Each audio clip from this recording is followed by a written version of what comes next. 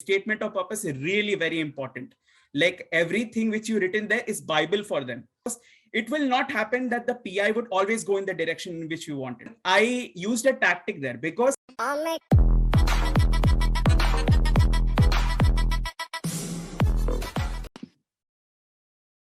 Hi everyone, welcome on board to CATKing. This is Anisha here, and today I have with me Abhishek, who is done with the NMIMS interview. So tell us, Abhishek, how was the whole what PI process?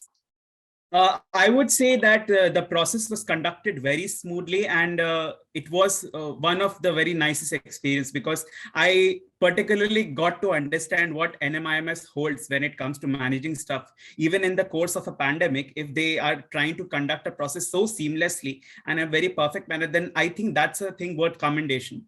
So first of all, we had an initial briefing by Anupam Rastogi, sir. Yes, it was a very comprehensive briefing, trying to clarify each and every doubts, be it regarding whether our connection crashes in between or whether we're facing any other problems regarding our what, our PI, if there are any other ambiguities which we face whatsoever. So everything was done very comprehensively and to everybody's satisfaction. So that was a great thing. And apart from that, we were taken to our ward section in which we were first made to verify our personal IDs. And after that, our ward began. I got a really very nice topic, something which was also closely attached to my heart. And it was the topic for me in my ward was to critically analyze a paragraph. And that paragraph was that the girl's age of marriage being raised from 18 to 21. And it was a really very nice topic. So it really appealed to my heart. And actually, I also wrote for my what, because I have been doing content writing previously. So it helped me a lot. So according to that, what I would say was that I would suggest to my peers also that you need to construct your arguments very purposefully, because what is needed in this is that critical thinking is something which sometimes people are not able to get it innately, right? But the construction of arguments, so it should go in a particular manner that at least people are trying to understand, okay, this is what you're trying to say. You have a proper introduction at first, you address the topic, you tell what the strategy which I adopt at that time was that I first elaborated on the situation in which there were what atrocities the girls at the earlier age used to face and how this law would try to, bring a revolutionary change to that. I also used a bit of a language which would, influence some of the person who would read, like a bit of a flowery language, which you also call as rhetorics. So if you know about rhetorics, it is the use of a flowery language to make the text more appealing and more wonderful to read. So I used that in my introductions and conclusions. And yes, I think I wrote a decent VAT. Okay, that's lovely. That's interesting. Good thing is you have a habit of content writing. But did you also practice some different types of what's while you were preparing in the last few days as well? Yeah. I would say that just if anybody is well versed with the recent current affairs which were going on, because everybody knew that the what would be coming from current affairs, but the thing was that it was not a very abstract topic as such, or not a very a very specific topic which not very few people would be knowing.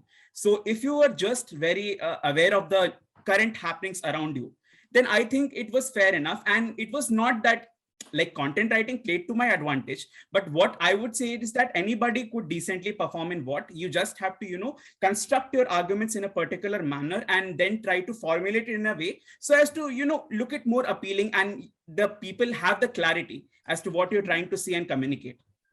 Lovely, that's great. And then how about your interview? How long was the personal interview? Okay, so that's an interesting story. So after my what happened, yes, they told me that I should wait. And practically, I'm a bit of an impatient person. So that time I found out what patience actually means. I had to wait for around 30 minutes and 42 seconds. I even remember the time. But yes, I was trying to, calm myself down at that point of time, just to take deep breaths, because I knew that I have done my homework and any more worry is, just spoiling my work further. So I was just trying to calm myself and try to revise the answers. And finally, the panel came. And there were only two people and the placement support team as well who would help me out if there were any issues during the interview.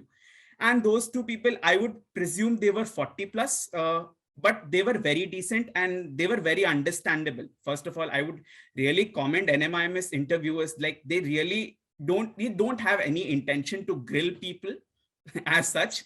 They are mostly focused on what your profile is, what you have written in a statement of purpose. And by the way, statement of purpose is really very important. Like everything which you written there is Bible for them. They can ask you everything and even drill down on the most specific facts which you've written in your SOP. So it's really very important to frame your SOP in your a proper manner. Yes, the word limit was not fixed. I think even CATKing also advised me to frame it around 350 to 400 words. I made it a bit longer because I felt that the content of the SOP was more important. And if that used to happen in more words, I think it's just worth it. So I framed a nice SOP regarding my future goals and current goals in the recent 2 to 3 years. That was more important. First question was the general introduction. And I would really like to thank CATKing for the mock interview, because in that also, I got one tactic. So he asked me, the first question was, so Abhishek, tell me about yourself. And I also used to earlier start this like, hello, I'm Abhishek. But the thing is that I'm repeating my name here again. So that gives only this statement gives the interviewer two impressions. First, either this person has mugged up his or her answers, he doesn't have any clarity as to how to go forward. And second, this person doesn't know how to think properly, how to listen to people. So these two assumptions, and I personally feel that if an interviewer has made an assumption about you, it is very, very difficult, if not impossible, to clarify that. So that's why I feel that I took 2 seconds, and then I started by saying my age, the town where I belong, and then the general introduction. So I was saved there. Thanks. Apart from good. That's a very small actually point to notice, but yes, in short interviews you do notice, and NMIMS interviews have been around 12 to 15 minutes and not more. So rather than repeating things, it's better to focus on all the aspects about you. Thanks for pointing that out, Abhishek. That's really going to be helpful. Yeah. And just briefly elaborating on the further questions which I got on my interview. And the tell me about yourself section was fine. And apart from that, they asked me about my previous work experience, because I was currently working at an associate software engineer. Mostly I was doing testing framework because I was not at a senior post. I had just had a work of 6 to 7 months. So it was fine. They mostly asked about my work, and I told that whatever I do it with passion.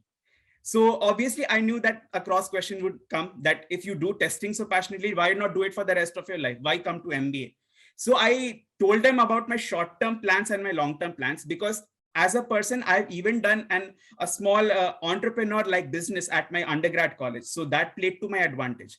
Actually, at my undergrad college also, I taught my juniors how to prepare for their placements, preparing for their interviews and their resumes as well. Because MBA interviews are very different from technical interviews. Here, the more focus is on personality and your holistic development. But in technical interviews, they're mostly focusing on their knowledge. So I basically helped them out and helped them to apply for specific companies. So I used that as a business point, and then elaborated on my recent goals to work as a manager for suggesting business scenarios, and later on even applying that knowledge if I want to become an entrepreneur in future. So that played to my advantage. Okay, that's lovely. That's great. Any particular question you think that, you fumbled, or you kind of had to rethink, okay, what do I answer right now? I'm going blank. Yes, I would say that there was the second panelist who actually saw my resume. And he told me that, so Abhishek, I can see that you have been a computer science engineer. Can you clearly elaborate what degree have you pursued? He just said, I'm an engineer, and to be correcting my point. And I used a tactic there, because I first felt that if I tell him just that I have done a computer science engineering, then he can answer any question. He can try to ask me any question. It can be even operating systems. And frankly speaking, I don't have any idea about operating systems and databases. That is something I've studied long back. So I did one tactic there. I said, I have done computer science and engineering with specialization in machine learning. I said it like that. And machine learning is something which you will, even if you tell me to teach it, I can teach you right away. So that played to my advantage. That's great. So that's how you kind of, drive your interview in your own way. You, at the end, put in loopholes where you can, want the next question to be asked. So that's very interesting. Any advice or tips you would like to give people who are preparing for their interviews in the next coming week, Abhishek? Yes, only three things. I would not try to elaborate it further, as I've already said many things. And experience differs from person to person. But if I would like to give any general tips to my peers, I would say first, do very well in your WAT. Don't take it lightly. It's very, very important. Construct your arguments in a particular manner. And it's not difficult. You can practice around 4 to 5 topics before the exam day also. If you just feel that you don't have to getting the knack of it, you can just practice just the recent current affairs would do. Any burning issues, you can take any 5 burning issues at random and practice what on that. Take a timer on your phone and try to write it in a Google form. That's right. I think that's more than enough. Second thing, take the SOP very seriously. The SOP is like a Bible for them. For example, it contains the whole profile of your life, even what you will do in your future, and they take it really very seriously. So if you screw up your SOP, then I'm sure that 75% or 80% of your PI is screwed there itself. So I can say this with surety, because this is what I have experienced myself. And this is what I have experienced for the peers also who have gone before me.